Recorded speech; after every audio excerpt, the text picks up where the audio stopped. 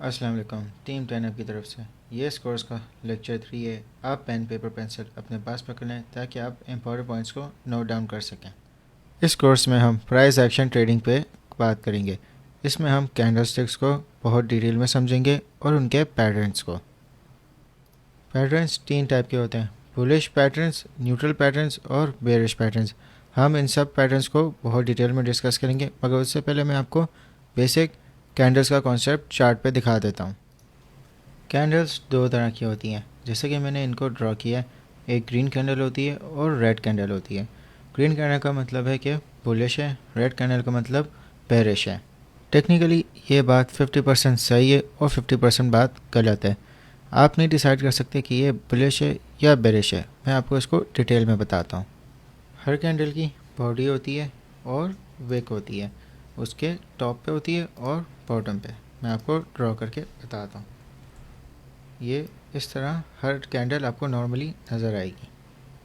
हर candle में body होती है और उस बॉडी का अपर पार्ट हाई होता है और लोअर पार्ट लो होता है। और इसी तरह जो उसकी ऊपर वाली विक होती है उसको अपर विक बोलते हैं और जो नीचे वाली विक होती है उसको बोलते हैं लोअर विक। ग्रीन कैंडल आपकी बुलिश कैंडल होगी, रेड कैंडल आपकी बेरिश कैंडल होगी। जो ग्रीन कैंडल है वो नीचे से स्टार्ट होती है और ऊपर जाके ख़त्म होती है। जो रेड कैंडल है वो ऊपर से स्टार्ट होती है और नीचे जाके ख़त्म होती है। अगर मैं आपको इनके बॉडी के हिसाब से बताऊं तो ये इस तरह शुरू होती है। ग्रीन इस तरह ऊपर जाके क्लोज़ होती है, रेड ऊपर जाके नीचे क्लोज़ होती है। दोस्तों अब बात करते हैं कि ये अपर विक और लोअर विक कैसे फॉर्म होती हैं। अगर आप नॉर्मल चार्ट देखें तो आपको हर कैंडल में ये विक नज़र आएगी। दोस्तों विक की फॉर्मेशन समझने के लिए मैंने आपके लिए एक एग्जांपल बनाया।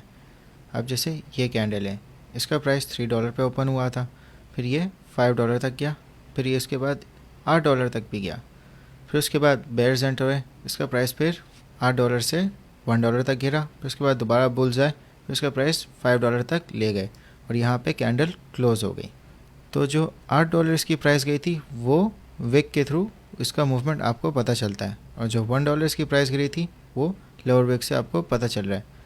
तो अगर जो ग्रीन कैंडल होती है उसकी ओपनिंग नीचे से शुरू होती है और ऊपर जाके क्लोजिंग होती है। जो रेड कैंडल होती है उसकी ओपनिंग ऊपर से शुरू होती है और नीचे जाके क्लोजिंग होती है। दोस्तों आप इसका स्क्रीनशॉट ले लो या आप अपने नोट्स में इसको ड्रॉ कर लो, ये बहुत इंपॉर्टेंट है। इससे आपको समझ आएगा कि कैंडल्स क्या होती हैं, इनकी फॉर्मेशन कैसे होती है।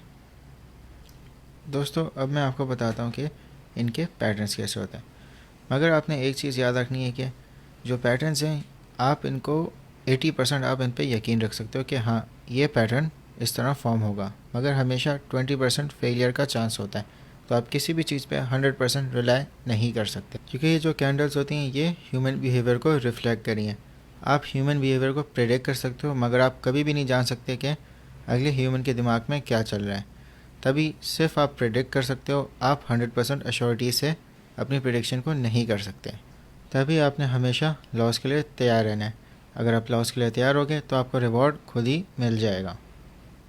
दोस्तों अब मैं आपको पैटर्न्स के बारे में बताता हूँ। अब आपको ये बहुत सारे पैटर्न्स नज़र आएंगे।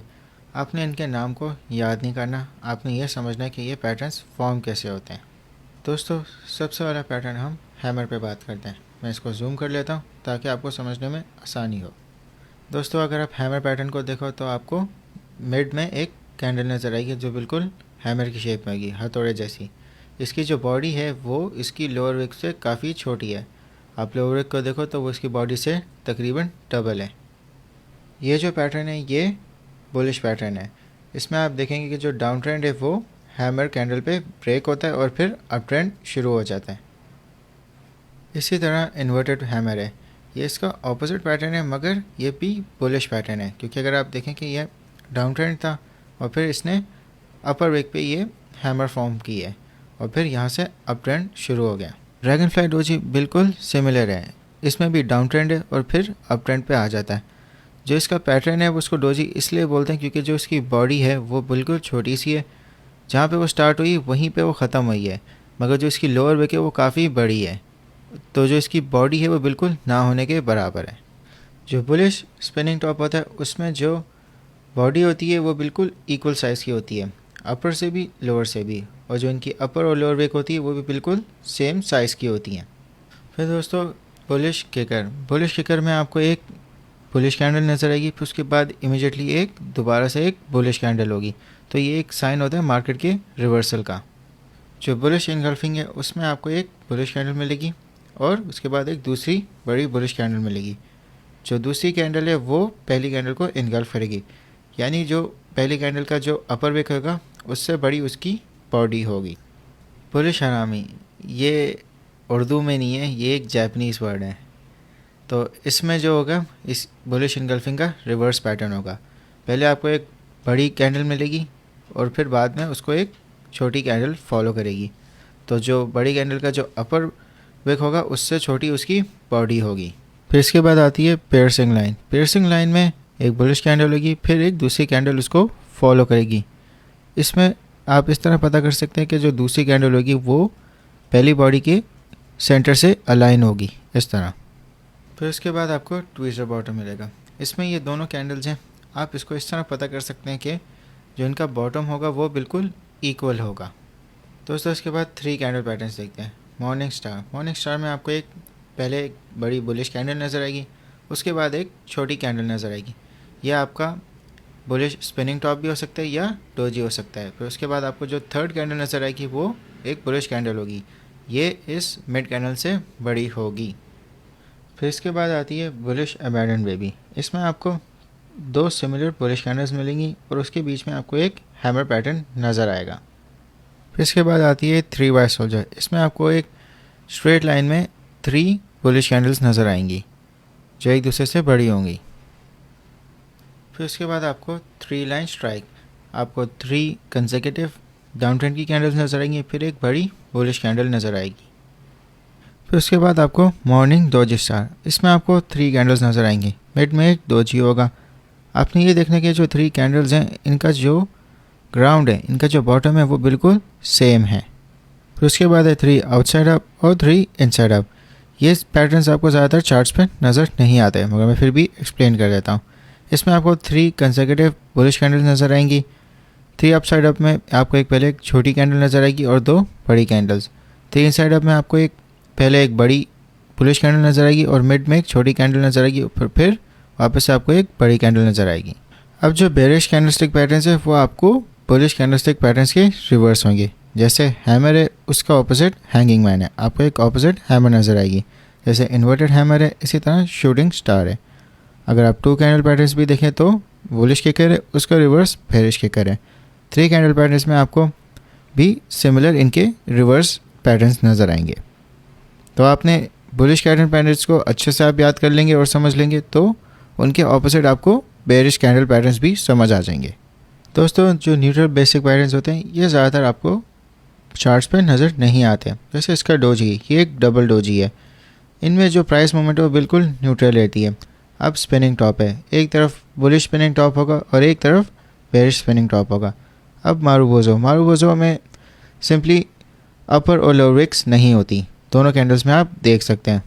अगर आप स्टार में देखें तो सिंपली पैटर्न एक रिपीट हो रहा है, प्राइस मूवमेंट कोई भी नहीं हो रही।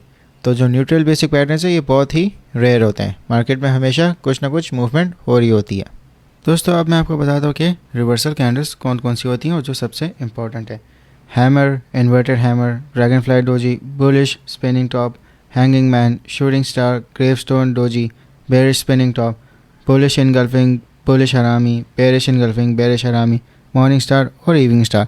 आप इन सबको नोट डाउन कर लें। ज़रूरी बिल्कुल भी नहीं है कि आप इनको एज इट इज़ याद रखें, इनके नाम याद करें। आपने समझना कि ये क्या पैटर्न बना रहे हैं, किस तरह ये ट्रेंड को रिवर्स कर रहे हैं, आपने ये ज़्यादा समझना है। दोस्तों अब चार्ट्स पे वापस आते हैं। दोस्तों अगर आप देखें कि मैं डे टाइम फ्रेम पे हूँ और मैं आपको कैंडल्स दिखाता हूँ, इनमें से सब कैंडल्स, हर एक कैंडल को पूरा एक दिन बनने में लगा है। दोस्तों अगर आप यहाँ पे देखोगे तो आपको टाइम नज़र आएगा, ये टाइम जोन है। अगर इसको मैं सिलेक्ट करता हूँ और मैं पाकिस्तान में हूँ तो मैं कराची सिलेक्ट कर लेता हूँ, तो ये कराची का करंट टाइम है। और UTC+5 का मतलब कि इस टाइम पे 5 बजे डेली क्लोजिंग हो जाएगी। तो ठीक कराची के 5 बजे यहाँ पे जो डेली कैंडल है वो क्लोज़ हो जाएगी। दोस्तों अब मैं इस कैंडल पे बात करता हूँ। ये एक डेली कैंडल है, ये 24 घंटे में पूरी क्लोज हुई है। अब आपने समझा कि इस कैंडल में हुआ क्या है। तो दोस्तों इस कैंडल में प्राइस 3800 पे शुरू हुआ था और फिर बुल्स इसको ऊपर लेके गए 3824 पे। फिर इसके बाद बेयर्स इसको 3641 तक लेके गए और फिर ये क्लोज़ हुई 3677 पे और ये क्लोज़ हुई ठीक सुबह 5 बजे, या आप टाइम जोन में देख सकते हैं। तो दोस्तों हर कैंडल को 24 घंटे लगे हैं क्योंकि हम डे टाइम फ्रेम में देख रहे हैं। हर कैंडल सुबह 5 बजे से शुरू होती है और 5 बजे क्लोज़ होती है और फिर ठीक 5:01 पे दूसरी कैंडल शुरू हो जाती है। तो दोस्तों अगर हम 15 मिनट्स के चार्ट पर जाते हैं तो हमें हर कैंडल 15 मिनट्स की नज़र आएगी। और अगर आप प्राइस पे देखेंगे, प्राइस के नीचे यहाँ पे एक टाइमर होगा, ये आपको बताएगा कि कितना टाइम बाकी है कैंडल को क्लोज़ होने में। हर कैंडल 15 मिनट्स की है तो अगले कैंडल भी 15 मिनट बाद शुरू होगी। दोस्तों प्राइस एक्शन समझने के लिए हमने 2 कैंडल्स पर फोकस करना है, रिवर्सल कैंडल्स और कंटिन्यूएशन कैंडल्स। रिवर्सल कैंडल्स के मैंने आपको पैटर्न्स बताए हैं। रिवर्सल कैंडल्स आपको अप ट्रेंड या डाउन ट्रेंड में नजर आएंगे, क्योंकि रिवर्सल का मतलब ये है कि कोई भी चीज़ का अगर अप ट्रेंड है तो एकदम से ट्रेंड रिवर्स होकर डाउन ट्रेंड बन जाएगा। इसी तरह अगर डाउन ट्रेंड है तो वो ट्रेंड रिवर्स होकर अप ट्रेंड बन जाएगा। हमें इन कैंडल्स को आइडेंटिफाई करना है। रिवर्सल कैंडल्स आपको हमेशा टॉप और बॉटम पे देखनी है। आपको ये मिडिल में भी नज़र आएंगी, ये ट्रैप है, तो आपको मिडिल से हमेशा बचना है। आपने हमेशा टॉप और बॉटम में आइडेंटिफाई करनी है। जो कंटिन्यूएशन कैंडल्स होती हैं ये किसी भी ट्रेंड का कंटिन्यू होने वाली कैंडल्स होती हैं। ये आपको टॉप और बॉटम पे नज़र नहीं आएंगी क्योंकि ये मिडवे में चल रही होती हैं। जैसे कि अगर आप ये देखें कि ये एक छोटा सा डाउन ट्रेंड बन रहा है, मगर जो इसकी कैंडल्स हैं ये वाली और ये वाली, ये कंटिन्यूएशन कैंडल है। ये आपको टॉप और बॉटम नहीं बताएंगी, आपने इनको फॉलो करना है। दोस्तों हम लेक्चर 3 के नेक्स्ट पार्ट में और ज़्यादा प्राइस एक्शन को कवर करेंगे। तो अभी मैं आपको क्विज दे रहा हूँ ताकि जो आपको अभी सारे कॉन्सेप्ट्स बताएं वो आपको थोड़ा समझ आ गए हैं।